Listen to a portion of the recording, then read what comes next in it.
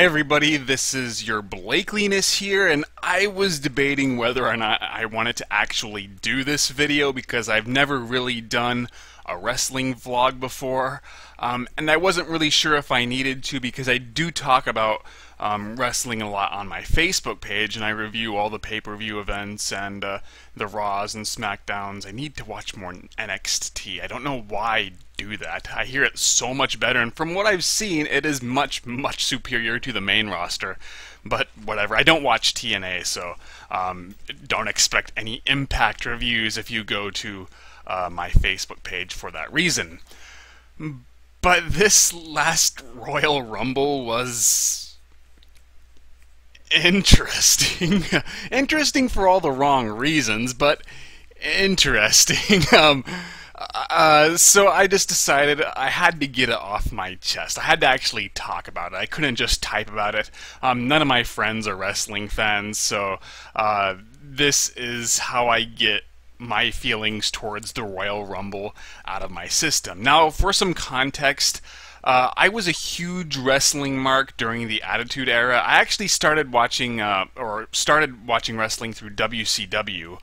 It was shortly before the Ultimate Warrior showed up, and I believe my first episode was when Arn Anderson reformed the Four Horsemen with Ric Flair, Chris Benoit, and Dean Malenko, and somebody else I don't remember. I don't think Arn Anderson was officially part of that group. But then I grew more into WWF, now known as WWE, because WCW started to suck, and eventually I just gave up on WCW and happened to just out of curiosity, for nostalgia's sake, I decided to just randomly check out WCW one night, and that was the very last episode. So imagine my surprise when Vince McMahon showed up on that last WCW broadcast, especially as I didn't really look up wrestling news on the internet, so that was just total shock for me. But anyway, I started to fall out of love with wrestling in 2002, 2003. I don't remember what what the last angle was. What really killed wrestling for me? I think the last feud I saw involved Kane and Triple H, and I vaguely remember that infamous Katie Vick storyline, but I don't remember it pissing me off. Even though, it sounds horrible when I think back upon it. So I don't really know what was the end game. All I know is I just got tired of wrestling. And I think a lot of it was because the star power was diminishing. The Rock was making movies. I think Stone Cold had just retired. So it just seemed like a lot of the people whom I really enjoyed watching were no longer around. But I started going on kind of a nostalgia trip late 2013, and I started watching like various documentaries on the NWO, and that encouraged me to try out an episode of Monday Night Raw and Impact, and I thought Impact sucked. It just looks so cheap and bland compared to WWE, which at least has a good presentation.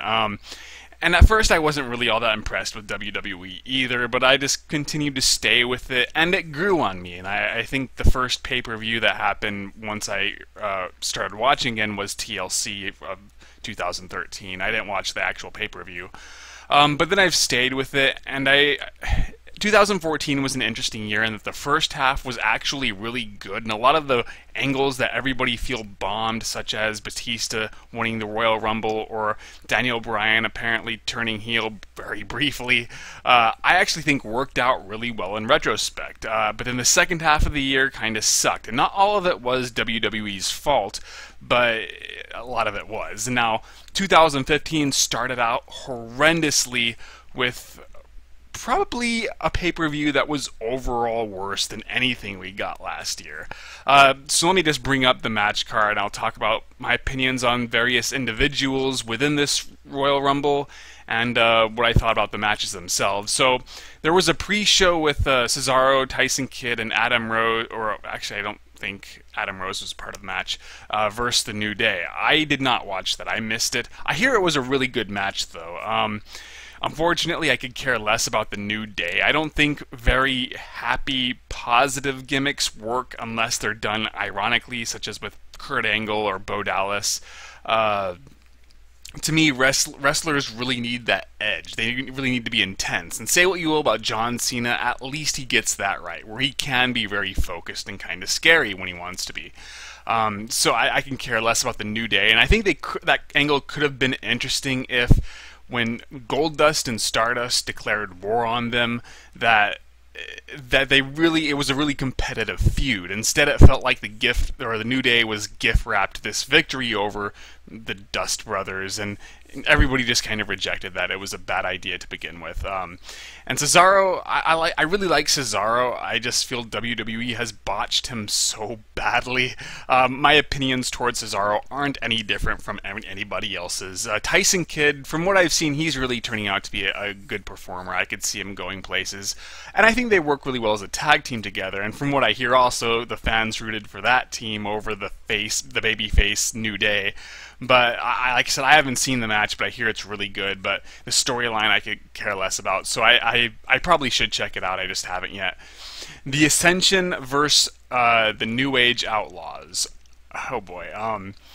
I was a huge fan of the New Age Outlaws during their prime, and when they returned last year, I actually thought they performed very well. I was happy to see them. I felt they got the tag team championship too quickly and suddenly. I don't mind them wearing the belts one last time because they still had it during their return, where they could still deliver really entertaining matches and they were just as fun as they were before. But this... they really felt their age now during this match. Billy Gunn did stand out quite a bit. He looked like he was in great shape, and if anybody deserves the most praise in this match, it's him. But like Road Dogg, oh man, he looked kind of stiff. Like his body can no longer keep up with that high level of energy that he's really noted for. Now, was he bad? No, this time I felt the New Age Outlaws, I cannot see them getting the tag team belts for this run, presuming they keep coming back. I know they're part-timers. The Ascension, man, I keep hearing about how great the Ascension was, but then when they started having those stupid vignettes, it was so corny and awful, and then they actually showed up and for the most part just bury these various jobber teams as if anybody cares. So the end result is they have no momentum going into this. It was just a real bad way to introduce, from what I hear, is a very awesome tag team. And then when they had that segment with, all those old guys, I was mixed. On one hand, it seemed really lame that their first major feud involves them getting the crap kicked out of them, but at the same time, that was the only time they've ever been interesting. Unfortunately, this match was pretty dull. It would have been acceptable if it was on Raw, but as a pay-per-view, it really felt like the Ascension was going easy on the New Age Outlaws if they didn't really want to hurt these old guys, which totally contradicts the storyline. So there was just no fire, no intensity. It was just kind of a safe, generic match. Really, I think the Ascension should have squashed them. Make it a very short, intense beatdown. And then I think people could take the Ascension seriously. But even though they won, it felt like an unimpressive win. One of the problems with using older guys like this is you really feel that the New Age Outlaws probably would have kicked the shit out of these guys during their prime. So I don't really see how beating old people necessarily puts you over, unless, once again, it's a squash. But you have to be careful about that too, because if you take that too far, eventually it's going to kill any drawing power these older guys might have. That's what really has ruined Kane's career, in my opinion. He loses so often that it no longer matters when people beat him. So that was lame. The Usos versus The Miz and Damien Mizdow. It was an okay match, but I thought the match where the Usos actually won the belts back from Miz and Dow on Raw was a lot better. That was actually a great match. The tag team division is kind of messed up right now. There's just not enough teams that really stand out. Really, this match was more about the storyline in terms of developing that rift between Miz and Dow. But the only way it would have worked is if they finally broke up at the end of this match. Didn't happen. As for my feelings towards the teams in this feud, I could care less about the feud. It's been okay. I mean, at least they've done some stuff new with the Usos. Whereas, of course, the Miz and Mizdow breaking up has been pretty interesting, if a bit overdrawn. The Usos are very, very talented performers, but I can't tell the difference between them, and I really think they should start emphasizing the differences in their personalities, maybe give them different costumes. I know the whole gimmick involving twin wrestlers, but it's just kind of distracting. I don't know who is who, even though if you pay attention to the tattoos, you could figure it out. But like usually their storylines are very underdeveloped. So I remember when they had the tag team championship, and for the first time, and it seemed like WWE had absolutely no idea how to use them. So generally they'd just be backup for whoever was feuding with Bray Wyatt. But at least with this feud, they started doing something a little different, so that was cool. The Miz gets a lot of hate. I think he's a mediocre wrestler, but he's an excellent talker. I think he's very good at cutting a promo, so I do appreciate the Miz. I think he's kind of underappreciated. Damien Mizdow, I guess I should say, I think he's an excellent worker, and I think this whole gimmick of him imitating the Miz was very funny at first, but it hasn't really gone anywhere, and I think they really just need to break those two apart. I don't know what they could do with Mizdow after that, but it needs to be done. I do kind of like how you could argue this as character development, because he started losing a bunch of matches when he was Damien Sandow, and then he almost had a nervous breakdown over it and started adopting all these absurd, stupid gimmicks, but only seemed to get worse and worse. And I remember even he had that worked shoot bit where he curses out the audience for making fun of him because he kept losing so badly. So it's almost like a midlife crisis type thing, and then he finally kind of finds his place with Miz, and then he starts rebuilding his confidence, and I don't think that's really intentional, but it's still kind of a nice character arc. Oh god, the Diva match. I don't like the Divas division. There's some really good workers there, but it seems like WWE is more interested in appearance than ability, and the storylines are just too much like soap operas. It's always, fighting over a guy or something like that. But I watched bits and pieces of this match, and nothing about it really stood out to me. Paige is an excellent worker. I think WWE also botched her push. They should have put her cleanly over AJ Lee. I don't know why they didn't do that, but whatever. And I know they kind of did, but in the long run, AJ was the one who came out on top in that feud. Natty seems like a good performer. I'm interested in seeing more of her if they utilize her well. Nikki's really improved, and Bree's pretty average, but Nikki seems to be getting better. But still, the Divas division always seems to be like an afterthought in terms of storylines, so I could care less. Then you had the big title match, Brock Lesnar, Seth Rollins, and John Cena, and it was amazing. You should definitely watch it, even if you just skip the rest of the Rumble. Brock Lesnar sucks on the mic, but he actually is really good when it comes to, I don't know if I want to say wrestling psychology, but he has the body language down really well to where you just want to see him get his ass kicked. Unfortunately, you could also tell that if somebody kicked his ass, they'd likely break their foot in the process, because Brock Lesnar is a beast. And I like how he's sort of incorporating various MMA-styled moves, and I really like what they did with him, except the problem is, since he's probably leaving WWE, all that momentum where he conquers the streak, curb stomps Cena, and becomes the champion, it's sort of been wasted, especially considering his part-time schedule. So that's disappointing, but still, he's awesome in his own way. I think John Cena's an underappreciated performer as well. I understand why people dislike him, but he is a much better wrestler than people give him credit for. He's probably the best on the mic, and he does have charisma. He definitely deserved his top spot, even though I feel by now they should start using him to put over other people to develop new stars. I mean, Brock Lesnar, okay, it was cool that he put over Brock Lesnar, but Brock Lesnar didn't really need it as much as a lot of these younger guys, because Brock Lesnar was already an established star, but whatever. And Seth Rollins is incredibly talented, but I do not like how he's been booked. He seems like he's too much of a weakling. I could never take him seriously as a credible champion, and whenever it does seem like they're finally starting to do this well with him, like when he threatened Edge, that was a pretty scary moment. And then like the next week, he's a joke once more. So, but still, it was an excellent match.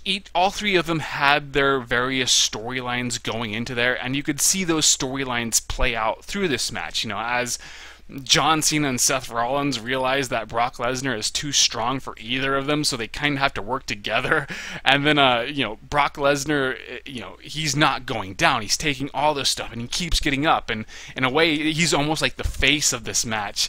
And then John Cena, he has a certain darkness to him in this confrontation, to where he's really taking it to Lesnar and is being incredibly brutal about it. And I like that. I like when they kind of take Cena out of his comfort zone. And then Seth Rollins is the vulture. You know, he's kind of trying to be the smart one. You know, he's taking the big risks, and I could totally take him seriously in this match as a credible threat. That is impressive. I do think that it should have ended with Lesnar pinning Cena instead of Rollins, just because, once again, Cena doesn't really need... Rollins is kind of in that place where he doesn't need to be pinned as much as, you know, Cena could get away with it more, whereas with Rollins it feels like Rollins is being put under. But still, it was an excellent match. Definitely watch it. Now we finally get to the Rumble. I apologize that this video is going to be long. Yeah, it's already at 17 minutes. Okay, so it started off on a bad note with The Miz and R-Truth. Okay, The Miz I could accept being the first entry, but R-Truth has been irrelevant for God knows who long. They really need to bring back his crazy angle, because that was the only time I thought he was interesting. But then Bubba Ray Dudley shows up, and I had mixed feelings about this. On one hand, it was really cool that he's back. On the other, I kind of feel like him showing up in his old garb, you know, the fake glasses that are taped together and the camouflage, he just seems too old for that. So it was really weird. If this was like a one-shot nostalgia thing, then okay, I could accept it. But he is, I feel, moved on from that. Once again, I know why they did it, and I don't even really blame them for doing it, but after being the big guy in TNA for a while as Bully Ray, they obviously can't probably use that name, but they should have bridged it, you know, where they mixed in maybe the camouflage, but at least took off the glasses, something. You know, then I could buy him as more of a solo competitor, if once again he's planning on a longer stay with the company. But still, he looked really good. I had no issue, and it was interesting, you know, seeing the crowd react off him. He is actually a very good performer all around, not just a tag team gimmick, a walking tag team gimmick, which is what I thought he was during when I watched him in the Attitude Era.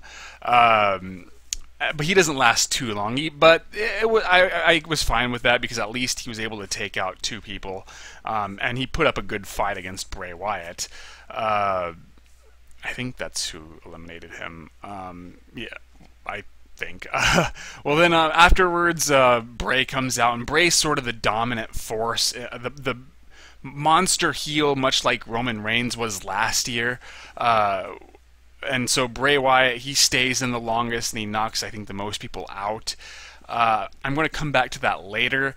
Well, one part that was funny was Curtis Axel was introduced, and I love how confident Curtis Axel looks, because both Bray and Luke Harper are in there together, and it looks like they're going to form an alliance, and I'm thinking, yeah, Kurt Axel, you're totally going to survive this encounter. But then he gets attacked by Rowan, and Kurt Axel is this funny, what the hell, man, type face. Curtis Axel, he could be used a lot better. Unfortunately, he has no charisma, so I don't blame WWE for keeping him more on the low card. I think once again they could utilize him in better ways, but oh well. I like the Wyatts all on different levels, except Rowan I'm kind of indifferent to. I think he complemented the family nicely, but he's not interesting on his own. And when they like tried to push him as like this genius, they didn't do anything with that. They should have really had him using strategies in his match against the Big Show, or in any of his other matchups. But instead, he just seems like the big guy who they keep telling us is really smart. Bray, excellent on the mic. Lots of charisma, mediocre in-ring performer. The quality of his matches is based on who he's fighting. So he had a lot of great chemistry with Ambrose and Daniel Bryan, but not so much with Cena or Jericho.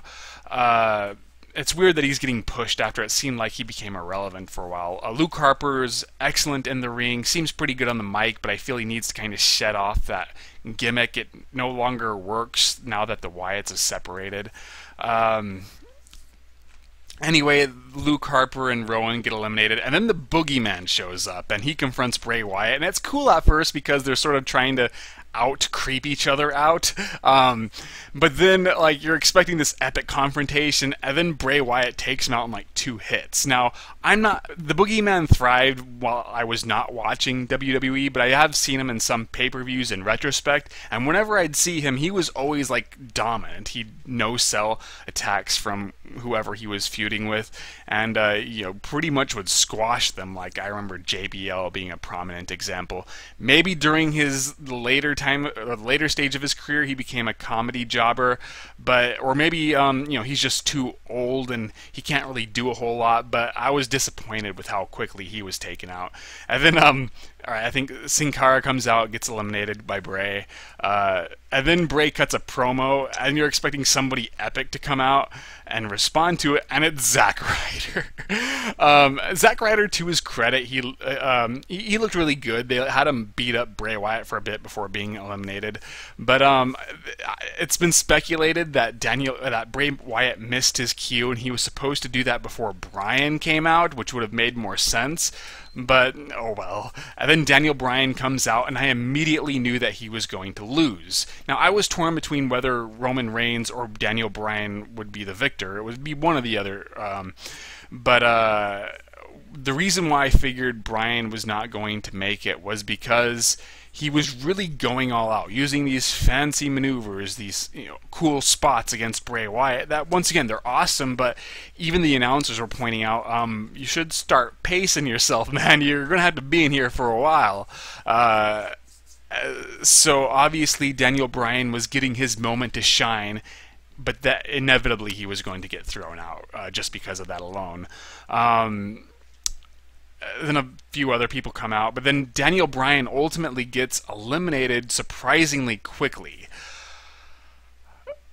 That pissed off the crowd, and that's the point where the crowd started really turning on the match. I guess I should point out that Diamond Dallas Page does make his entrance, and it was cool seeing him use the Diamond Cutter against a bunch of people, even though, much like the New Age Outlaws, maybe even worse, you could tell that he's not going to have a prolonged wrestling career. This is just a one-shot deal because his movements were kind of stiff. But it was a good guest spot. I was really pleased. I feel like sometimes WWE uses too many guest spots that are kind of predictable, like Kevin Nash. I don't need to see Kevin Nash in a guest spot again. But DDP, that was a nice choice. But then before Daniel Bryan gets eliminated, a few other jobbers come out that nobody cares about. But Daniel Bryan gets eliminated. I actually kind of agree with that. If you're going to eliminate him, you better do it sooner than later. But there was a way they could have rebounded this, to where they could have saved the show, maybe not have the crowd turn on Roman Reigns to that extent, and people would remember it a little bit more fondly, and that they should have brought in somebody like Dolph Ziggler. I say Dolph Ziggler because he's the one Philly probably wouldn't turn on. I'm not really sure about Ryback or Ambrose. Now, they did get decent pops, particularly Ambrose, but following that, I think Ziggler is the only one who could have survived it, and if he didn't, WWE could afford to kill his momentum. That's going to piss off a lot of people. I'm not the biggest Ziggler fan. I think his matches are usually very entertaining, but I find his personality to be really bland and boring. Whenever he cuts a promo, it's like they're either writing him too much to be Daniel Bryan light or John Cena light. Now, to his credit, the promo where he came back, I think it was on SmackDown, where he bantered with Seth Rollins, that was really good. But generally, I just don't see much of a character there. I don't think he has a lot of charisma. His psychology is all off. It seems like he either oversells or he'll no-sell, or it just draws attention to the fact that wrestling is fake. Like, I remember that big TLC match against Luke Harper. Like, he was dumped out of the ring while Luke Harper was going on the ladder, and he's acting all hurt and in pain, but obviously the timing was off, because out of nowhere he suddenly springs back to life and crawls up. Whereas if anybody else did that, they would have done it more gradually. They'd still crawl into the ring, and it would feel more real. But like, Dolph Ziggler is the kind of person who will no-sell the Big Show's choke slam, more or less, because the Big Show will do that, pin him, Ziggler will kick out, okay, that's fine, and then the Big Show goes, and kind of gets frustrated. Well, then once he goes to finish off Ziggler out of nowhere will just, like, shrug it off and use his zigzag. I just don't buy that. To me, Ziggler is the most overrated person in the company, but that doesn't matter because everybody loves him. And believe it or not, he probably should have been the winner of the Royal Rumble, even more so than Roman Reigns, even more so than Daniel Bryan, because he had the most meaningful storyline.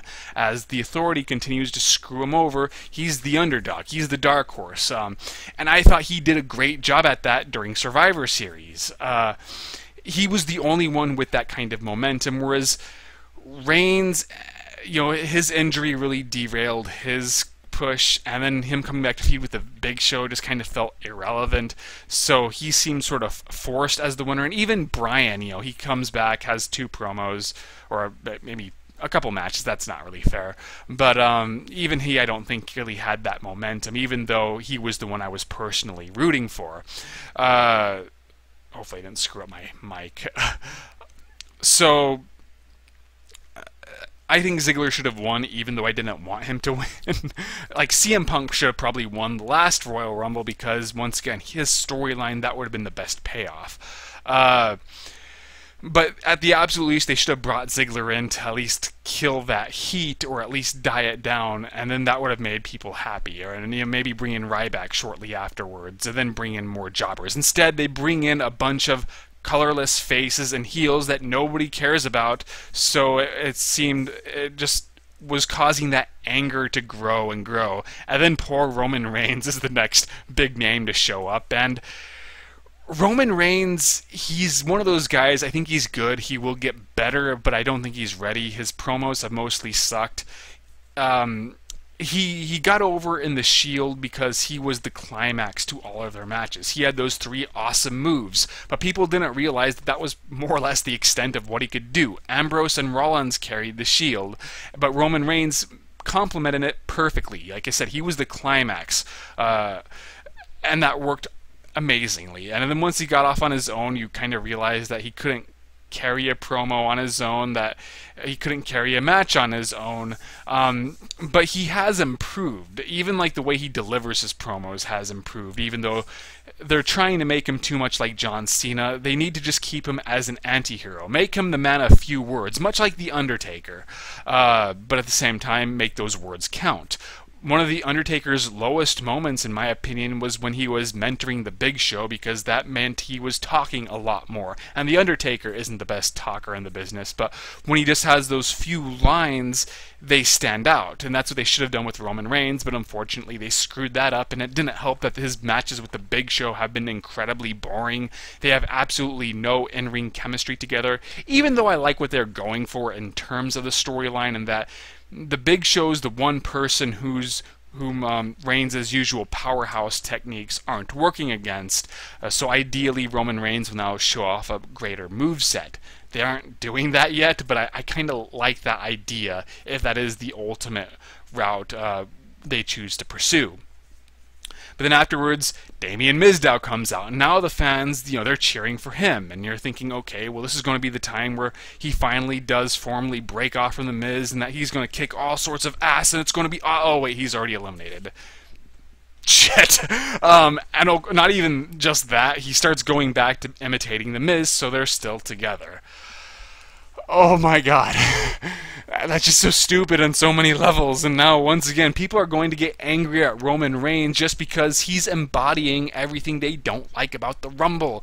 By now it's almost seeming like WWE is being spiteful to the fans. They're saying, we don't care what you want. We don't care that you want more Daniel Bryan or Damien Mizdow.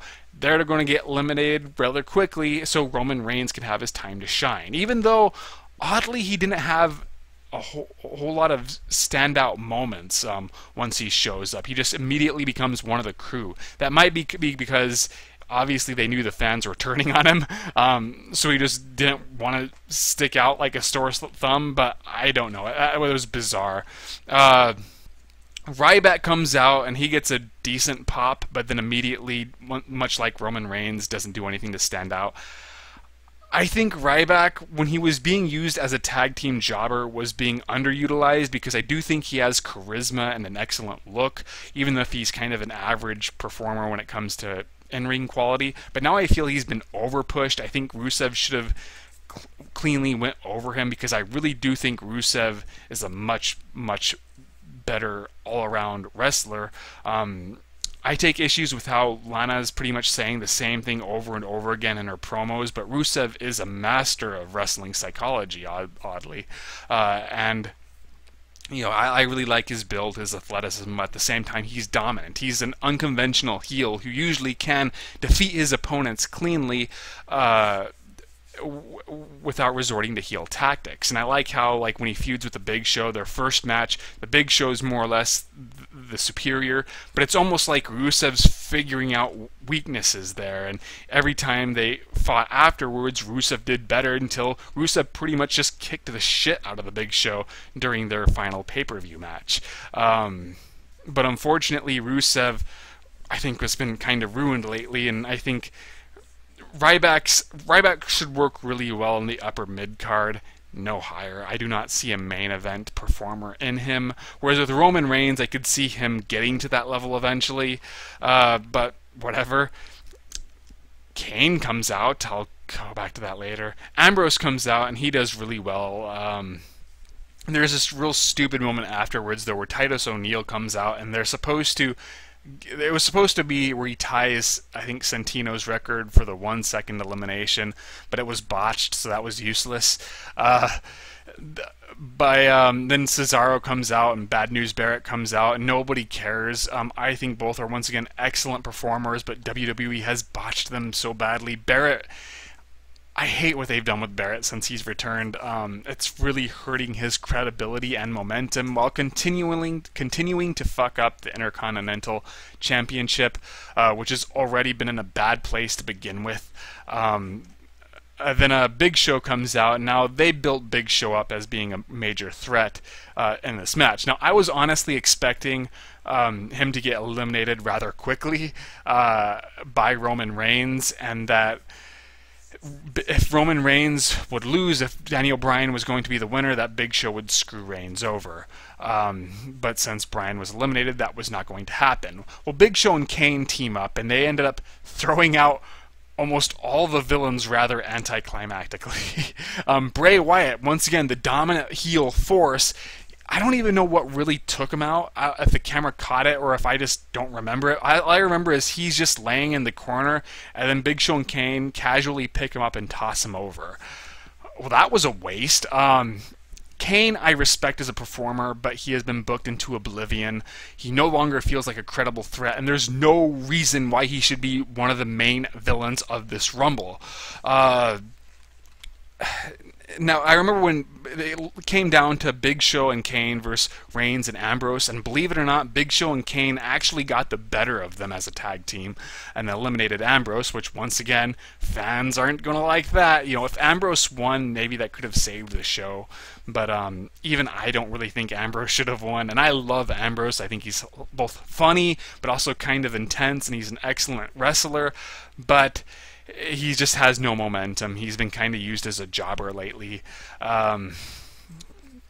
But then I remembered, oh wait, Big Show and Kane, they were a tag team for a long time, so at least that's sort of credible why they'd get the best over Ambrose and Reigns, even though they were part of the Shield. But Big Show and Kane should not have been the final villains. I mean, if Big Show I could almost accept just because of his storyline with Roman Reigns, and I do really like the Big Show. I think he's also a very underappreciated performer. But I think instead of Kane, it should have been Bray or Rusev. And then when Big Show and Kane turn on each other, if that was Rusev in that spot, it would have made more sense just because considering their past tensions.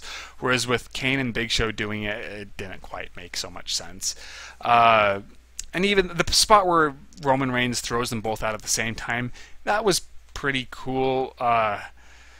But still, you don't really care because this should not have been the final people in the match. Well, Kane and Big Show then start beating up Roman Reigns. Oh wait, I forgot about Ziggler. How could I forget about Ziggler? He's the 30th entry, and once again you're thinking, okay, he's the one guy who could turn this around. He gets taken out in literally 2 minutes. Now I know WWE is trying to spite the audience.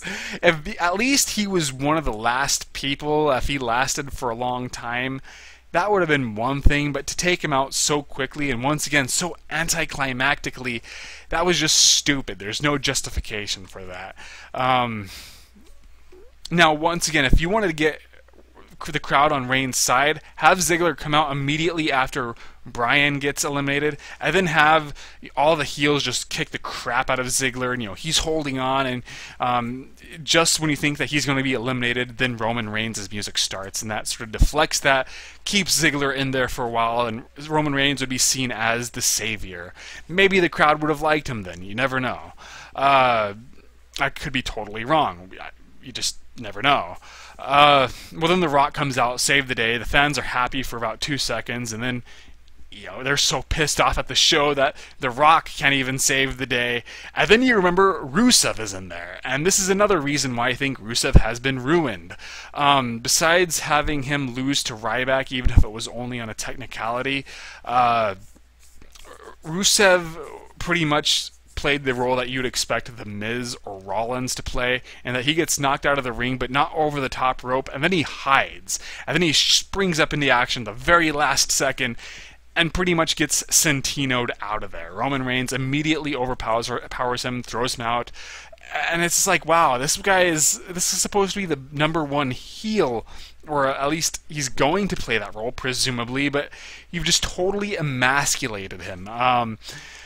Just another reason why this show sucked. And yet he's going to have a feud with Cena. Well, you know what? After that performance, I can no longer take Rusev seriously. I really hope Rusev goes over Cena, just because I've always suspected that the only reason they've been building up Rusev is so he can be fed to Cena. But I think what they should do is they should have Rusev go clean over Ryback, just like on Raw. Go clean over over Cena at WrestleMania. Have it more ambiguous during Fastlane, and then have him burn the United States Championship just to get heat on him. Plus, it's a useless belt anyway, as most of the mid-card belts are now. Then somehow eventually get the belt on him while he's still undefeated or hasn't been pinned or submitted. And then whoever takes him out is the one who gets that major rub, regardless of who it is, whether it's Bryan, Ziggler, Roman Reigns, but not Cena. Once again, Cena doesn't need it. So that just totally ruined the show. It was an awful show that was just badly booked from beginning to end. Excellent title match, but the Rumble itself, just one mistake after another. So many bad decisions compiling on top of each other to where, yeah, I'd say this was much worse than the 2014 Royal Rumble. the lack of I always suspected that the only reason fans were pissed off at the 2014 Royal Rumble was because Bryan lost against Bray Wyatt, and that confirmed to fans that Bryan was just going to be used as talent enhancement. If he had won that match, even if he wasn't an entry within the 2014 Royal Rumble, I think fans would have still had hope that he wouldn't have needed to come in, and fans may have been happy and accepted Batista as the champion or as the winner, maybe, because otherwise I thought the Rumble was fine. I thought the in-ring action stood out a lot more. The entries made longer-lasting impressions. Even CM Punk being eliminated sort of made sense to a point, or the way it did. One thing with Kane, too, that pisses me off is they could have easily rebuilt him as the monster, because when you think about it, the last we saw of CM Punk was him being taken out by Kane. They could use that. He ended his career. And then, but they don't really acknowledge that because they weren't sure whether CM Punk would come back, and by the time it became apparent that he wasn't, nobody really remembered that Kane was the one who chokeslammed him out.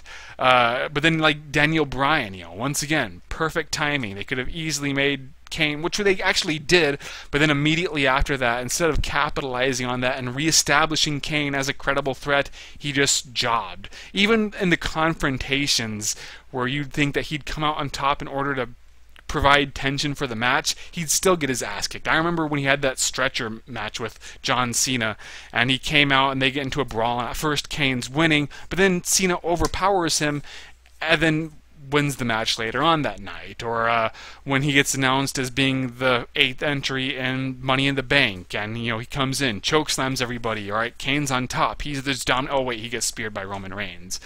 I can't believe what WWE is doing, and so it was an awful event, and I just wanted to rant about it. And I'm sure this video has been like the longest I've ever produced. 40 minutes! And hopefully my camera hasn't been this blurry for an extended period of time. But I hope you enjoyed this video. I apologize for the length. I don't know whether I'm going to keep doing videos like this, if I want to do video vlogs on pay-per-view events or what. Let me know what you think. Well, you probably agree with me on the Rumble. What do you think on my thoughts on how to fix it? Even if Roman Reigns was the victor, because believe it or not, he is probably the one who could use the victory against Brock Lesnar the most. Could there have been ways to get the crowd on his side? Or was it a doomed project to begin with? WWE has to be careful now, because I don't think they should force Bryan into the main event at WrestleMania. Worst case scenario, they should have turned Brock Lesnar face and Roman Reigns heel. Hopefully fans forgive Reigns, but if they don't, that would be the best option. Because if they forced Bryan into the main event again, they're giving the fans too much power. And I think while the WrestleMania 30 storyline was awesome, that was one of the highlights of the year, it opened up some doors that can really be abused, and WWE has to be careful. They have to hold back in giving the fans what they want to a point. So it'll be interesting seeing where they go the next few weeks. And if it continues to piss me off, I'll unsubscribe. I probably won't right now, but we'll see. I'll think about it. I was considering. I was figuring if the Royal Rumble pisses me off, I am going to unsubscribe, but I don't know. We'll see. So that is all I have to say. Follow me on Facebook, Twitter, go to my website, read my written reviews.